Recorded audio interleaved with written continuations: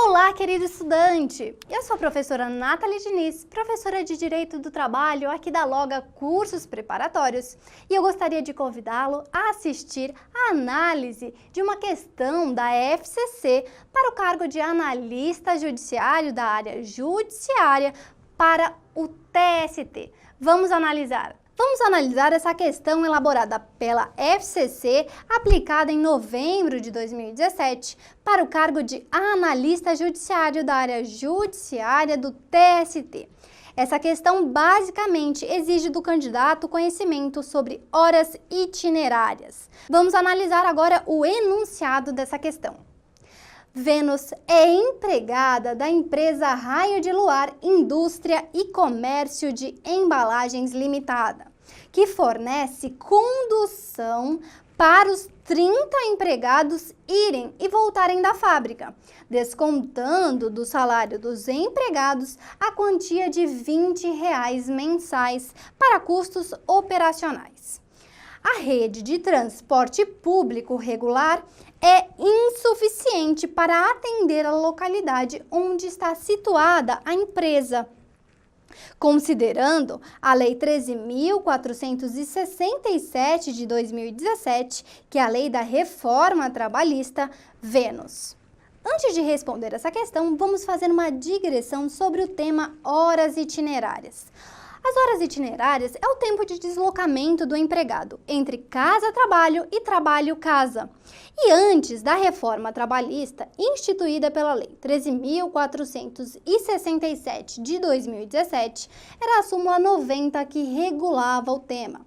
E a súmula 90 dispunha que eram necessários dois requisitos cumulativos. Primeiro, o empregador deveria fornecer a condução ao empregado. E o local de trabalho deveria ser de difícil acesso ou não servido por transporte público para o empregado fazer jus a esse tempo de deslocamento, esse trajeto de trabalho-casa e casa-trabalho. E esse período seria computado na jornada de trabalho. Mas com a reforma trabalhista, o artigo 58, parágrafo 2º, tem uma nova redação.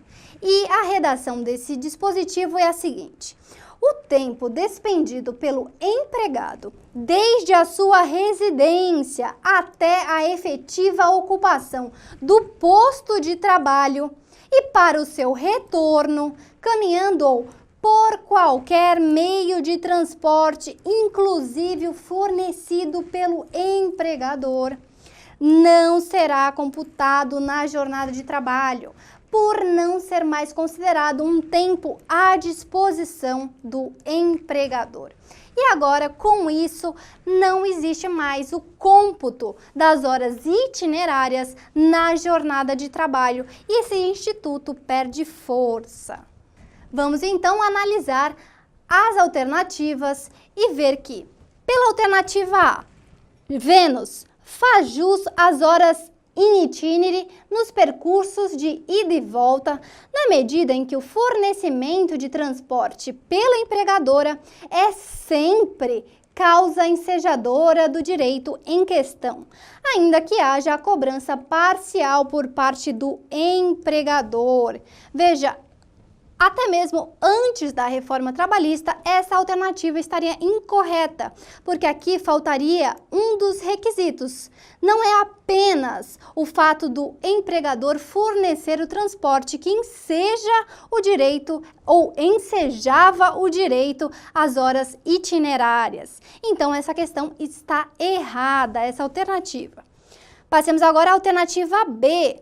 Não faz jus às horas in itinere nos percursos de ida e volta, na medida que, no percurso de ida e volta, não se considera à disposição do empregador, ainda que este forneça a condução.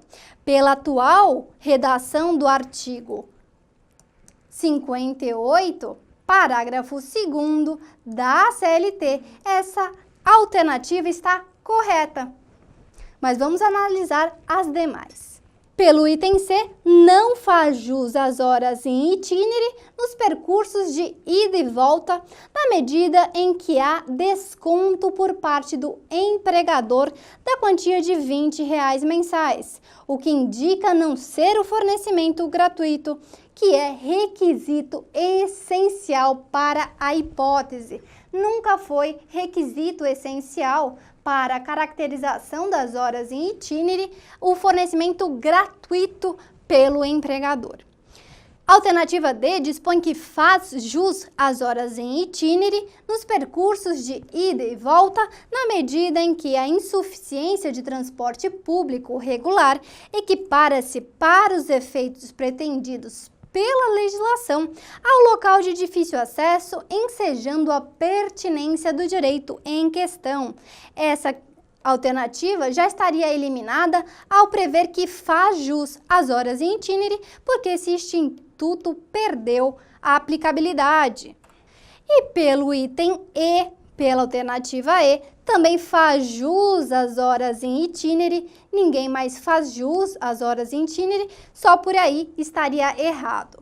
Nos percursos de ida e volta, na medida em que a insuficiência de transporte público regular equipara-se para os efeitos pretendidos pela legislação à ausência de transporte público regular, ensejando a pertinência do direito em questão. Então, a alternativa correta para essa questão da FCC era a alternativa B, que está em consonância com o artigo 58, parágrafo 2º da CLT. Então, essa questão pode ser considerada de nível fácil, porque exigia basicamente do candidato o conhecimento sobre a extinção das horas itinerárias.